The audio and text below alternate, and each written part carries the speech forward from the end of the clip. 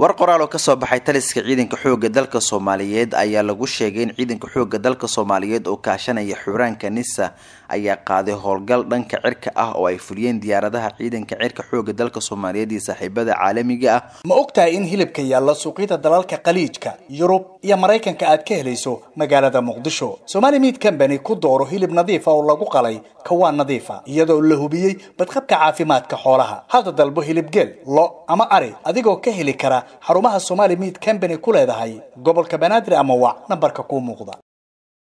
howlgalkaasi oo si gaar ah loola beegsaday horjoogayaal xubno ka tirsan Al-Shabaab kuwaas oo ku sugnaa deegaanka Dibdheer ee degmada Ceelbuur ee gobolkaasi Galgaduud.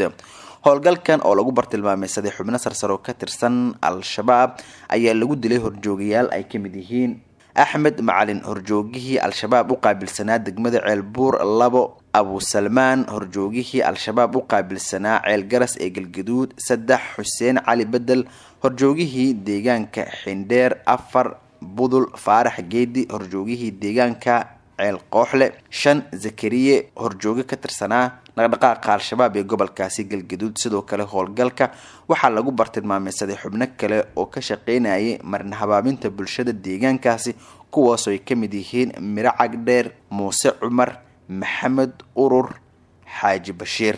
taliska ciidanka xoogga dalka Soomaaliyeed waxa uu xaqiijinayay in howlgalkan uu daba socday weerarkii taariikhdu marka ay ku beegnay 13 Maars 2025 markaas oo Al-Shabaab ay weerar culus kala kulmeen ciidanka deegaanka Macuusleyda. dagaalkaas oo si toos ah uga dhacay tuulada Habay Cabdalle. ujeedka howlgalkan waxa uu ku soo aadayay sida saraakiishu ay sheegeen in lagu bartilmaameedsanayo xubno ka tirsan Al-Shabaab isla markaana uu sii socon doono. warkaan oo dhan waxaa lagu sheegay qoraalka ka soo baxay taliska ciidanka xoogga dalka Soomaaliyeed.